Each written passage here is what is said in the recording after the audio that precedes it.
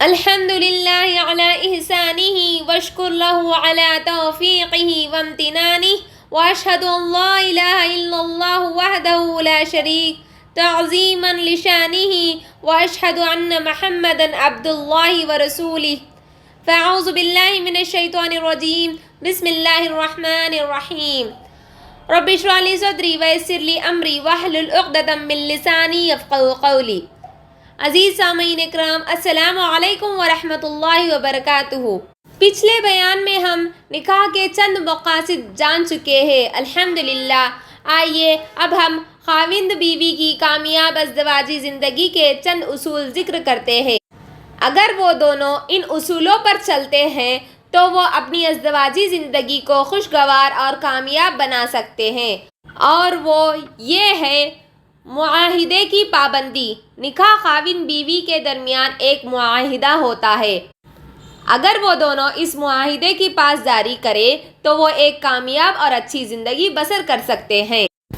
اللہ تعالیٰ سورۃ النساء آیت نمبر 21 میں فرماتے ہیں، اور آخر تم اسے حق مہر کو کس طرح واپس لے لو گے جبکہ تم ایک دوسرے سے لطف اندوز ہو چکے ہو اور وہ تم سے پختہ عہد و پیمان لے چکی ہے۔ پختہ عہد و پیمان سے کیا مراد ہے؟ اس کے بارے میں امام ابن جریر طبری کا کہنا ہے کہ یہ وہ عہد و پیمان ہے جو بوقت نکاح مرد سے اس کی بیوی کے لیے لیا جاتا ہے کہ وہ اسے یا تو اچھے طریقے سے اپنے پاس رکھے گا یا اس پر احسان کر کے اسے چھوڑ دے گا۔ اور خطبہ حجۃ الوداع میں رسول اللہ صلی اللہ علیہ وسلم نے فرمایا تھا، لہٰذا تم عورتوں کے بارے میں اللہ تعالیٰ سے ڈرتے رہنا کیونکہ تم نے انہیں اللہ تعالیٰ کی ذمہ داری پر لیا ہے، اور اللہ کے کلمے کے ساتھ تم نے انہیں اپنے لیے حلال کیا ہے۔ اس حدیث میں خاص طور پر مردوں کو حکم دیا گیا ہے کہ وہ عورتوں کے معاملے میں اللہ تعالیٰ سے ڈرتے رہے اور ان پر ظلم و زیادتی نہ کرے۔ اس کی وجہ یہ ہے کہ عام طور پر مرد ہی عورتوں پر زیادتی کرتے ہیں اور انہیں اپنے ظلم کا نشانہ بناتے ہیں، اس لیے انہیں اس سے منع کر دیا گیا ہے اور اس میں کلمت اللہ کا لحاظ کرنے کا حکم دیا گیا ہے، جس کی بنا پر انہوں نے اپنی بیویوں کو اپنے لیے حلال کیا۔ خلاصہ یہ ہے کہ اسلام میں مرد اور عورت کا نکاح ان کے درمیان ایک معاہدے کا نام ہے، جس میں مرد اس بات کا عہد کرتا ہے کہ وہ اپنے بیوی سے حسن سلوک کرے گا اور بیوی اس بات کا عہد کرتی ہے کہ وہ اپنے خاوند کی فرما برداری کرے گی اور اس کے گھر، مال اور اپنی عزت کی حفاظت کرے گی، اور اگر وہ دونوں اس عہد کی پاسداری اور پابندی کرے تو کوئی وجہ نہیں کہ ان کی ازدواجی زندگی کامیابی سے بسر نہ ہو۔ اور دوسرا اصول یہ ہے کہ خاوند بیوی کے درمیان محبت۔ اللہ تعالیٰ سورۃ الروم آیت نمبر 21 میں فرماتے ہیں، اور اس کی نشانیوں میں سے ایک یہ ہے کہ اس نے تمہارے لیے تمہاری ہی جنس سے بیویاں پیدا کی تاکہ تم ان کے پاس سکون حاصل کر سکو، اور اس نے تمہارے درمیان محبت اور ہمدردی قائم کر دی۔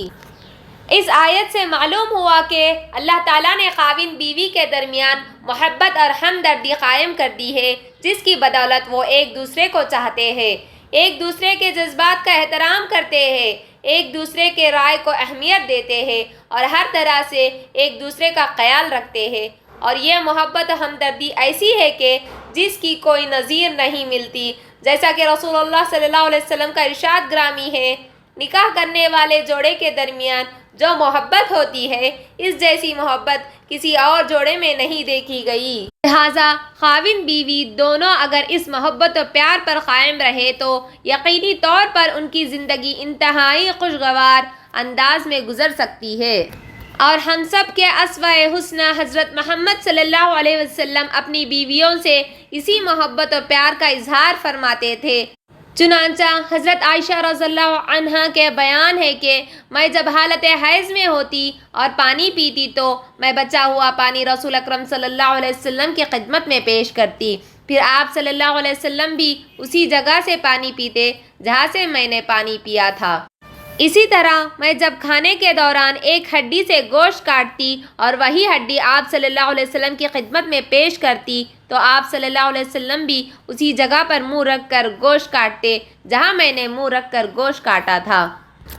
اور حضرت عائشہ رضی اللہ عنہا ہی بیان کرتی ہے کہ ایک مرتبہ میں آپ صلی اللہ علیہ وسلم کے ساتھ سفر میں تھی تو میں نے آپ صلی اللہ علیہ وسلم سے دوڑ میں مقابلہ کیا اور میں مقابلے میں آپ سے آگے بڑھ گئی۔ پھر جب میرا جسم بھاری ہو گیا اور ہم دونوں میں ایک بار پھر مقابلہ ہوا تو آپ صلی اللہ علیہ وسلم مجھ سے آگے بڑھ گئے اور آپ نے فرمایا، میری یہ جیت تمہاری اس جیت کے بدلے میں ہے۔ ان دونوں احادیث سے اور ان کے علاوہ دیگر بہت سی احادیث سے معلوم ہوتا ہے کہ خاوند بیوی ایک دوسرے سے محبت اور پیار کے ساتھ زندگی بسر کرے، دونوں خوشی و غمی میں ایک دوسرے کا ساتھ دے اور ایک دوسرے کا سہارا بنے، اور اگر کبھی ان دونوں میں کوئی بات ایک دوسرے کی ناراضگی کا باعث بنے تو دونوں ایک دوسرے سے درگزر کرتے ہوئے اسے اچھے انداز میں حل کر لے۔ ایک مرتبہ رسول اکرم صلی اللہ علیہ وسلم نے ارشاد فرمایا، کیا میں تمہیں جنتی عورتوں کے متعلق نہ بتاؤں؟ صحابہ کرام رضی اللہ عنہم نے کہا، کیوں نہیں اے اللہ کے رسول؟ تو آپ صلی اللہ علیہ وسلم نے فرمایا، ہر وہ عورت جو خاوند سے محبت کرنے والی اور زیادہ بچے جننے والی ہو، اور جب اسے غصہ آئے یا اس سے بدسلوکی کی جائے یا اس کا خاوند اس پر ناراض ہو جائے تو وہ خاوند کے پاس جا کر اس سے کہے، یہ میرا ہاتھ تیرے ہاتھ میں ہے، میں اس وقت تک کوئی بناؤ سنگار نہیں کروں گی جب تک تم راضی نہیں ہو جاتے۔ اور تیسرا اصول، خاوند بیوی ایک دوسرے کے دکھ درد کے ساتھی ہو۔ خاوند بیوی ایک دوسرے کی پریشانی کو اپنی پریشانی تصور کرے اور دونوں ایک دوسرے کے غم کو ہلکا کرنے کی کوشش کرے تو ان کی ازدواجی زندگی خوشگوار انداز سے گزر سکتی ہے۔ حضرت عائشہ رضی اللہ عنہا کا بیان ہے کہ جب رسول اللہ صلی اللہ علیہ وسلم پر پہلی وحی نازل ہوئی تو آپ صلی اللہ علیہ وسلم کانپتے ہوئے شدید پریشانی کے عالم میں اپنے گھر میں داخل ہوئے اور حضرت خدیجہ رضی اللہ عنہا سے کہنے لگے، زمیلونی زمیلونی، یعنی مجھے چادر اڑا دو، مجھے چادر اڑا دو۔ تو حضرت خدیجہ رضی اللہ عنہا نے انہیں چادر اڑا دی۔ پھر جب آپ صلی اللہ علیہ وسلم کا خوف جاتا رہا تو آپ صلی اللہ علیہ وسلم نے انہیں پورا حال سنایا اور فرمانے لگے، لقد خشیت علی نفسی، یعنی مجھے تو اپنی جان کا خطرہ پڑ گیا تھا۔ اس پر حضرت خدیجہ رضی اللہ عنہا نے آپ صلی اللہ علیہ وسلم کو تسلی دیتے ہوئے کہا، ہرگز نہیں، آپ کو تو بشارت ہو، اللہ کی قسم اللہ تعالیٰ آپ کو کبھی رسوا نہیں کرے گا۔ اللہ کی قسم آپ تو صلہ رحمی کرتے ہیں، سچ بولتے ہیں، بوجھ برداشت کرتے ہیں، جس کے پاس کچھ نہ ہو اسے کما کر دیتے ہیں، مہمان نواز ہیں اور حق کے واقعات میں مدد کرتے ہیں۔ پھر حضرت خدیجہ رضی اللہ عنہا آپ صلی اللہ علیہ وسلم کو اپنے چچا زاد بھائی ورقہ بن نوفل کے پاس لے گئیں۔ آپ ذرا غور فرمائیے، حضرت خدیجہ رضی اللہ عنہا نے اپنے شوہر حضرت محمد صلی اللہ علیہ وسلم کی پریشانی کیسے کم کی اور کس طرح ان کے خوف کو ہلکا کیا اور انہیں تسلی دی اور نبوت کے عظیم منصب کو اٹھانے کے لیے ان کی دھاس بندھوائی۔ اور قصہ صلح حدیبیہ میں ہے کہ کفار کے ساتھ معاہدہ طے کرنے کے بعد رسول اللہ صلی اللہ علیہ وسلم نے صحابہ کرام رضی اللہ عنہم کو حکم دیا، قوموا فانحروا ثم احلقوا، کھڑے ہو جاؤ، قربانی کرو اور سر منڈوا دو۔ لیکن صحابہ کرام رضی اللہ عنہم میں سے کوئی بھی کھڑا نہ ہوا۔ آپ صلی اللہ علیہ وسلم نے 3 بار یہی حکم دیا، اور جب آپ نے دیکھا کہ صحابہ کرام رضی اللہ عنہم میں سے کسی نے بھی اس کی تعمیل نہیں کی تو آپ صلی اللہ علیہ وسلم انتہائی پریشانی کے عالم میں حضرت ام سلمہ رضی اللہ عنہا کے پاس چلے گئے اور انہیں سارا قصہ سنایا۔ اس پر حضرت ام سلمہ رضی اللہ عنہا نے کہا، اب آپ پھر باہر جائیے اور ان میں سے کسی سے کوئی بات نہ کرے اور آپ اپنے اونٹ ذبح کر کے اپنا سر منڈوا دے۔ چنانچہ رسول اللہ صلی اللہ علیہ وسلم نے ایسا ہی کیا۔ صحابہ کرام رضی اللہ عنہم نے جب یہ دیکھا کہ آپ صلی اللہ علیہ وسلم نے اونٹ ذبح کر دیے ہیں اور اپنا سر منڈوا دیا ہے تو سب کے سب اٹھے اور قربانیاں کی اور اپنے سر منڈوا دیے۔ تو حضرت ام سلمہ رضی اللہ عنہا نے نبی کریم صلی اللہ علیہ وسلم کو ان کی پریشانی کے عالم میں ایک اچھا مشورہ دیا، جس پر عمل کرنے سے آپ صلی اللہ علیہ وسلم کی پریشانی ختم ہو گئی۔ لہٰذا ہر خاوند بیوی کو اسی طرح پریشانی کے وقت ایک دوسرے کا ساتھ دینا چاہیے، یوں وہ اپنی ازدواجی زندگی کو خوشگوار بنا سکتے ہیں۔ خاوند بیوی کی کامیاب ازدواجی زندگی کے لیے ایک اصول یہ ہے کہ وہ ایک دوسرے کے حقوق کو پہچانے اور انہیں ادا کرے۔ تو آئیے اب یہ جاننے کی کوشش کرتے ہیں کہ وہ حقوق کون سے ہیں۔ خاوند بیوی کے حقوق تین قسم کے ہیں: ایک مشترکہ حقوق، دو خاوند کے حقوق اور تیسرا بیوی کے حقوق۔ مشترکہ حقوق سے مراد وہ حقوق ہے جو خاوند بیوی کے درمیان مشترک ہوتے ہیں اور ان میں سے ہر ایک پر ضروری ہوتا ہے کہ وہ یہ حقوق دوسرے کے لیے ادا کرے۔ اور ان میں سے پہلا یہ ہے کہ نکاح کے وقت طے کردہ شرائط کو پورا کرنا۔ خاوند بیوی کے درمیان بوقت نکاح جو جائز شرائط طے پائے جائے، دونوں پر ضروری ہے کہ وہ انہیں پورا کرے۔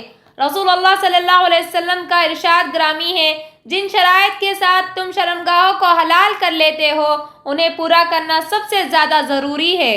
اس حدیث میں جن شرائط کے پورا کرنے کی سب سے زیادہ تاکید کی گئی ہے، یہ وہ شرائط ہے جو بوقت نکاح خاوند بیوی کے درمیان طے پاتی ہے اور وہ دونوں ان کو پورا کرنے کا عہد کر لیتے ہیں، مثلاً بیوی کے لیے حق مہر، نان و نفقہ وغیرہ، اور خاوند کی اطاعت اور خدمت کرنا وغیرہ۔ لیکن یہاں ایک ضروری بات یہ ہے کہ خاوند بیوی کے درمیان طے کردہ شرائط جائز ہو تو ان کا پورا کرنا ضروری ہے، اور اگر ناجائز شرائط طے کر لی جائے تو شرعتاً ان کی کوئی حیثیت نہیں۔ مثلاً بیوی یا اس کے سرپرست کی جانب سے یہ شرط لگائی جائے گی کہ خاوند دوسری شادی نہیں کرے گا یا اپنی پہلی بیوی کو طلاق دے دے گا، تو یہ اور اسی جیسی وہ تمام شرائط جو شرعتاً احکام کے خلاف ہو، وہ سب کے سب باطل اور ناقابل اعتبار ہے۔ جیسا کہ رسول اللہ صلی اللہ علیہ وسلم نے ارشاد فرمایا، ہر وہ شرط جو کتاب اللہ میں نہیں وہ باطل ہے۔ اور دوسرا مشترکہ حقوق، ایک دوسرے سے لطف اندوز ہونا۔ اللہ تعالیٰ نے مرد و عورت دونوں کی فطرت میں شہوانی جذبات ودیعت کیے ہیں، جن کی بنا پر دونوں ایک دوسرے کو چاہتے ہیں، اور نکاح کے مقاصد میں سے ایک مقصد یہ ہے کہ وہ دونوں جائز طریقے سے ان جذبات کی تکمیل کر سکے۔ تو یہ ایک دوسرے کی جنسی خواہش کو پورا کرنا خاوند بیوی دونوں کا مشترکہ حق ہے۔ رسول اللہ صلی اللہ علیہ وسلم کا ارشاد گرامی ہے، جب ایک خاوند اپنے بیوی کو اپنے بستر پر بلائے اور وہ انکار کر دے، پھر وہ اس پر ناراضگی کی حالت میں رات گزار دے، تو فرشتے صبح ہونے تک اس پر لعنت بھیجتے رہیں گے۔ اور تیسرا یہ کہ خاوند بیوی کے ازدواجی تعلقات اور رازی داری۔ میاں بیوی کا ایک دوسرے پر ایک مشترکہ حق یہ ہے کہ وہ آپس کے ازدواجی تعلقات کو صیغہ راز میں رکھے اور ایک دوسرے کے راز ظاہر نہ کرے۔ اللہ تعالیٰ سورۃ البقرہ میں فرماتے ہیں، ہن لباس لکم وانتم لباس لہن، وہ تمہارے لیے لباس ہے اور تم ان کے لیے لباس ہو۔ اس آیت میں اللہ تعالیٰ نے میاں بیوی کے تعلقات کے لیے نہایت لطیف استعارہ فرمایا، جس کے کئی مفہوم ہو سکتے ہیں۔ ایک تو یہ کہ جس طرح لباس اور جسم کے درمیان کوئی اور چیز حائل نہیں ہوتی، اسی طرح میاں بیوی کا ایک دوسرے سے تعلق ہوتا ہے۔ دوسرا یہ کہ تم دونوں ایک دوسرے کے رازدار اور رازدان ہو۔ تیسرا یہ کہ تم ایک دوسرے کی عزت کے شریک ہو، اور چوتھا یہ کہ تم دونوں ایک دوسرے کے پردہ پوش ہو۔ یاد رہے کہ ازدواجی تعلقات کے رازوں کو ظاہر کرنا حرام ہے۔ رسول اللہ صلی اللہ علیہ وسلم نے فرمایا، قیامت کے دن اللہ کے ہاں سب سے برے مرتبے والا انسان وہ ہوگا جو اپنی بیوی سے لطف اندوز ہوا اور وہ اس سے لطف اندوز ہوئی، پھر اس نے اپنی بیوی کے رازوں کو ظاہر کر دیا۔ بیوی کے درمیان مشترکہ حقوق میں سے چوتھا حق وراثت ہے، اور اللہ تعالیٰ سورۃ النساء آیت نمبر 12 میں فرماتے ہیں، اور اگر تمہاری بیویوں کی اولاد نہ ہو تو ان کے ترکے سے تمہارا نصف حصہ ہے، اور اگر اولاد ہو تو پھر چوتھا حصہ ہے۔ یہ تقسیم ترکہ ان کی وصیت کی تکمیل اور ان کا قرض ادا کرنے کے بعد ہوگا، اور اگر تمہاری اولاد نہ ہو تو بیویوں کا چوتھا حصہ ہے، اور اگر اولاد ہو تو پھر 8واں حصہ ہے، اور یہ تقسیم بھی تمہاری وصیت کی تعمیل اور تمہارے قرض کی ادائیگی کے بعد ہوگی۔ یہ تھے خاوند بیوی کے درمیان مشترکہ حقوق۔ رہے بیوی پر خاوند کے حقوق اور خاوند پر بیوی کے حقوق، تو وہ ہم انشاءاللہ آئندہ بیان میں جانیں گے۔